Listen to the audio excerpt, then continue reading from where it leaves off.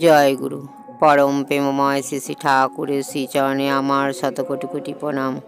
ঠাকুর পরিবারের শ্রীচরণে আমার শতকোটি কোটি প্রণাম। সকল ইষ্টপ্রাণ দাদা ও ভক্তিমতী মায়েদের আমার আনন্দিত জয় গুরু। আজ আমি বলবো 2009 সালের ফেব্রুয়ারি মাসের আলোচনা পত্রিকা থেকে আপনাদের পাঠ করে শোনাচ্ছি শ্রী শ্রী ঠাকুরের অশেষ দয়া আর শ্রী শ্রী আচার্যদেবের সতর্কবাণী না শুনে কি হয়েছিল শুনুন। 2003 ইংরেজি সেপ্টেম্বর মাস আমার সেরিব্রাল স্ট্রোক হয়। লিখেছেন শ্রীকান্ত রায় চৌধুরী। শুনেছি ডাক্তার প্রসেনজিৎ চক্রবর্তী আমাকে নার্সিংহোমে ভর্তি করার পর আমার অবস্থা দেখে যা বলেছিলেন তার অর্থ নাকি এই যে আমি আমার জননী জন্মভূমির প্রতি টান অনেকটাই কাটিয়ে ফেলেছি। এখন মাত্র 25% টান আছে, যার জন্য বুকের ভেতর ধুকপুক আওয়াজটা হচ্ছে। ওই টানটা আর একটু কমে গেলেই নাকি আমার অশরীরে স্বর্গলাভ হবে। যাই হোক, 10 দিন প্রায় আইসিইউতে কোমা অবস্থায় থাকলাম। সে সময় শ্রী শ্রী ঠাকুরের দয়ায় কত যে মধুর মধুর স্বপ্ন দেখেছি তার ইয়াত্তা নেই। তার মধ্যে 3-4টে স্বপ্নে শ্বেতবস্ত্র পরিহিত একজন সাত্ত্বিক মানুষকে দেখলাম, যিনি বিভিন্ন পরিবেশে বিভিন্ন রকমে আমার চিকিৎসা করছেন। তারপর জ্ঞান যখন আসলো তখন আমি একবারে শিশু বললাম কেন? শরীরে এবং মনে একটি শিশু যেমন সামান্য পরিমাণ সম্বল নিয়ে পৃথিবীতে আসে এবং তার যাত্রা শুরু করে, আমিও যখন নার্সিংহোম থেকে বাড়ি ফিরে এলাম তখন পুরোপুরি শয্যাশায়ী। আমার শরীরের ডান দিকটা প্যারালাইসিস এবং মনের দিক থেকে যারা আমার খুব পরিচিত তাদের মোটামুটি চিনতে এবং নাম বলতে পারছি। আর সব আমার হারিয়ে গেছে কোনো অন্ধকারে। ফিজিওথেরাপিস্ট অরবিন্দ দা এলেন আমি বাড়ি ফেরার পর দিন থেকে।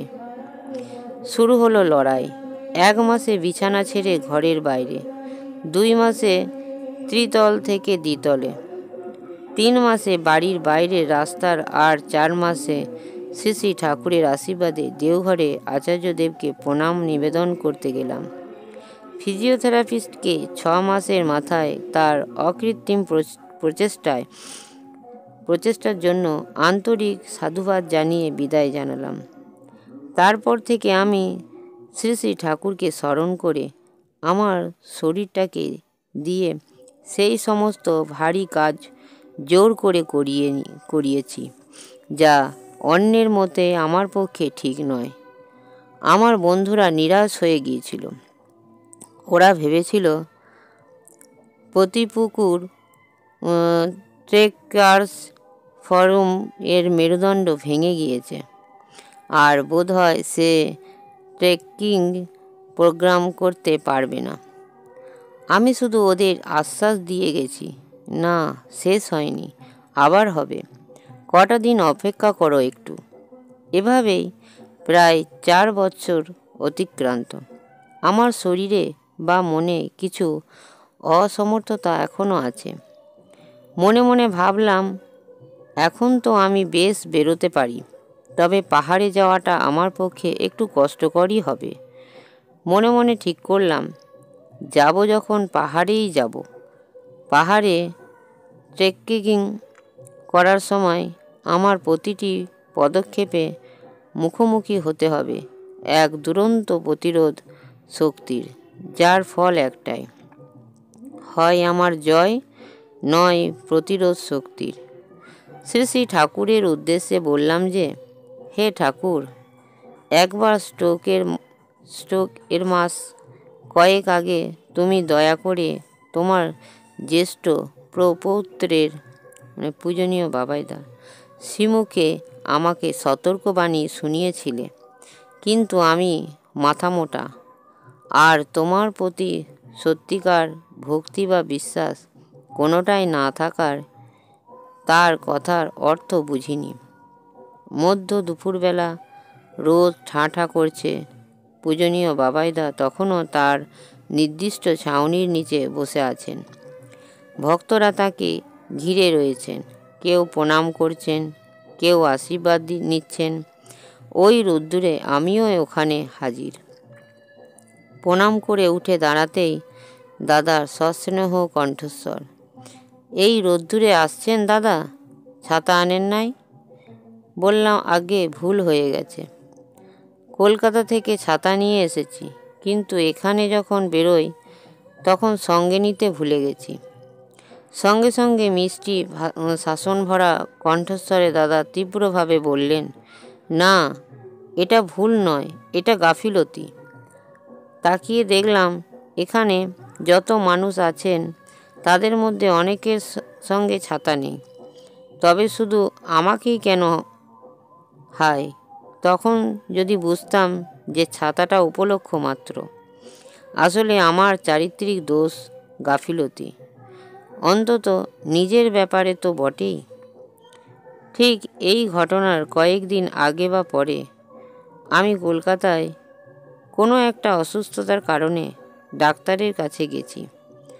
ডাক্তারবাবু রুটিন চেক হিসেবে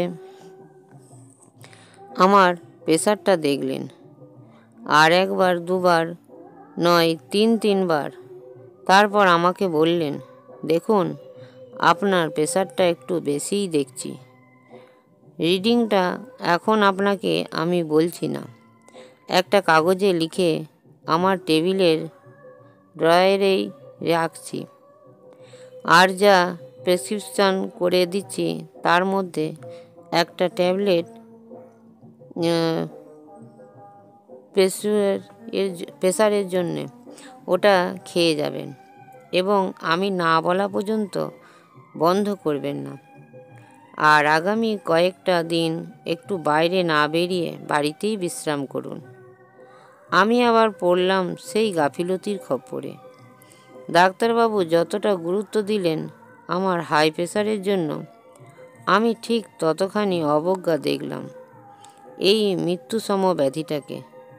এখন মৃত্যুসম বলছি, তখন এ ব্যাপারে সম্পূর্ণ অজ্ঞ ছিলাম, আর তার জন্যই এই চরম গাফিলতি। পরদিন ছিল রবিবার। আমার বিশেষ একটা কাজে বাইরে যাবার পূর্ব নির্ঘণ্ট ছিল, আর যথারীতি গেলামও। সারাদিনে প্রায় 100 কিমি চক্কর মেরে বাড়ি ফিরলাম। বেশ আছি, আমার কোনো অসুবিধা হচ্ছে না। বিশেষ কারোর সঙ্গে আলাপও করলাম না বিষয়টা নিয়ে। যাদের সঙ্গ করলাম তারা আমারই মতো অথবা আমার থেকেও অজ্ঞ। ঔষধটা খেয়েছি বোধ হয় সর্বসাকুল্যে 7 দিন। 7 দিন কাজ করে রাতে প্রায় 1টা-1:30 পর্যন্ত কম্পিউটারে কাজ করেছি। এইভাবে কয়েকটা মাস কেটে গেল। আমিও ধীরে ধীরে এগিয়ে যেতে থাকলাম কালপুরুষের নির্দিষ্ট পথে। তারপর এলো সেই বিশেষ দিন, 6ই সেপ্টেম্বর 2003। শনিবার সন্ধ্যাবেলা আমি আলো থেকে মরণ ঝাঁপ দিয়ে পড়লাম সীমাহীন গাঢ় অন্ধকারের বুকে। হে ঠাকুর, তুমি অন্তহীন দয়াময়। আমরা অজ্ঞাতবশত অন্ধকারে ঝাঁপ দিই, আর তুমি আমাদের একটুখানি ভালোবাসা ছুতো ধরে আবার আমাদের বুকে করে আলোয় ফিরিয়ে আনো। এখানেই শেষ করছি। ভিডিওটি ভালো লাগলে একটি সাবস্ক্রাইব করে লাইক, কমেন্ট ও শেয়ার করে আমাকে পরের ভিডিওটি করতে উৎসাহিত করবেন। পরম পিতার আতুল চরণে আমার প্রার্থনা, সবাই ভালো থাকবেন, সুস্থ থাকবেন ও আনন্দে থাকবেন। জয় গুরু, বন্দে পুরুষোত্তমম।